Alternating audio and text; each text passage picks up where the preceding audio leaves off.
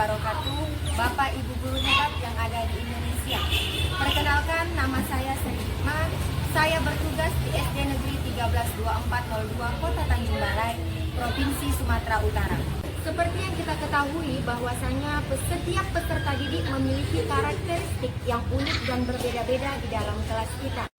Pembelajaran berdiferensiasi dianggap mampu meningkatkan motivasi belajar siswa karena pembelajaran yang disesuaikan dengan kesiapan belajar, minat dan profil belajar murid. Jadi, artinya mereka memiliki kebutuhan belajar yang beragam.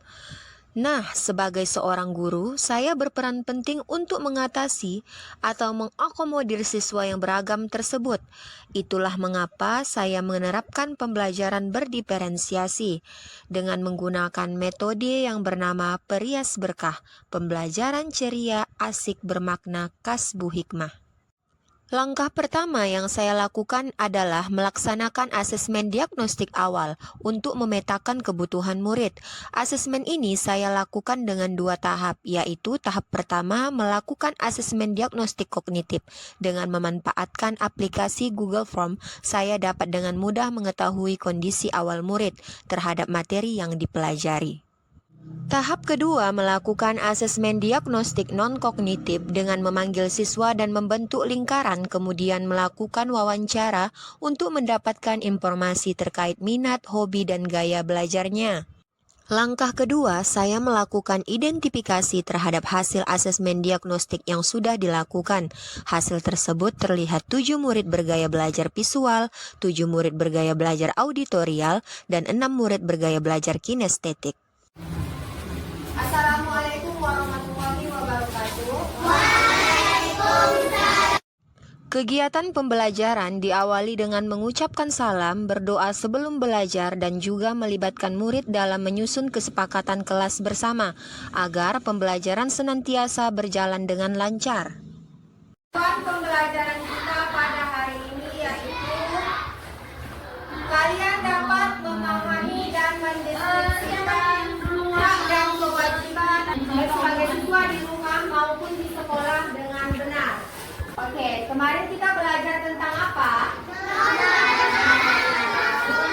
di masyarakat ada berapa?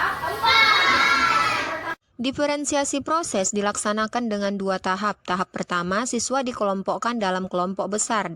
Dalam kelompok besar, saya menampilkan video pembelajaran. Tahap kedua, siswa dikelompokkan dalam kelompok kecil berdasarkan gaya belajarnya. Ada kelompok auditorial, visual, dan kelompok kinestetik. Selanjutnya, dalam diferensiasi produk, setiap kelompok akan mempresentasikan hasil produk mereka yang pastinya disesuaikan dengan gaya belajarnya.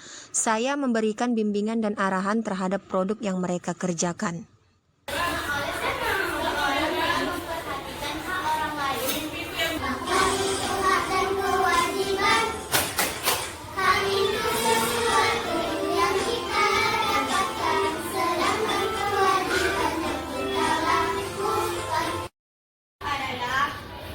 Segala sesuatu yang didapatkan atau diterima secara penuh dan bertanggung jawab. Setelah presentasi, setiap kelompok akan memberikan saran dan masukan terhadap hasil diskusi yang mereka lakukan. Oke, ada.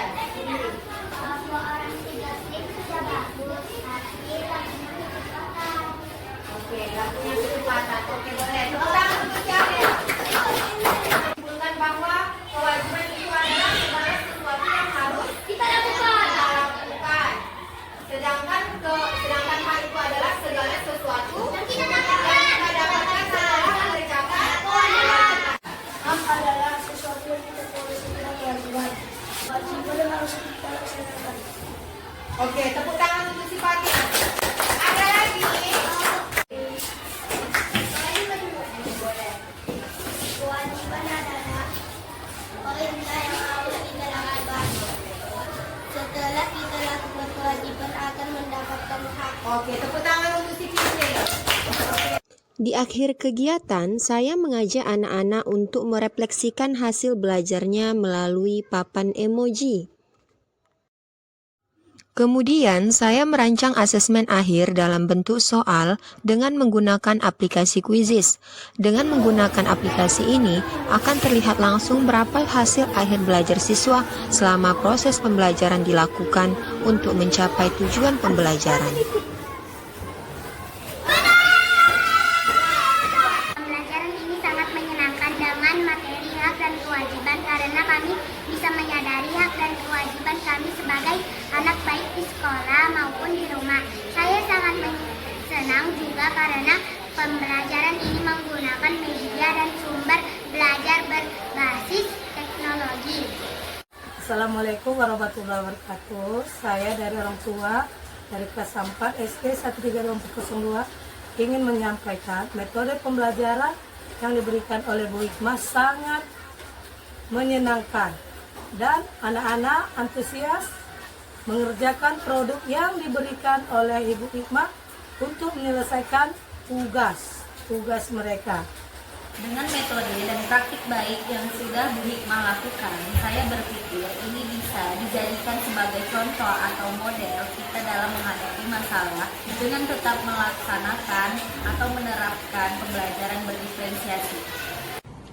Saya sangat merespon baik pelaksanaan proses pembelajaran dengan mengintegrasikan metode Perias Berkah dalam pembelajaran berdiferensiasi yang sudah dilakukan oleh Ibu Hikmah di kelas 4 berkenaan dengan Merdeka Belajar dari kurikulum Merdeka. Dan alhamdulillah proses pembelajaran ini mendapatkan respon yang baik dan positif dari siswa itu sendiri dan juga orang tua, terlihat dari bagaimana aktifnya dan senangnya siswa dalam belajar di dalam kelas. Jadi, pembelajaran berdiferensiasi adalah pembelajaran yang menyesuaikan kebutuhan belajar peserta didik, yang mana guru dapat melihat kesiapan belajar siswa, minat, dan gaya belajar siswa.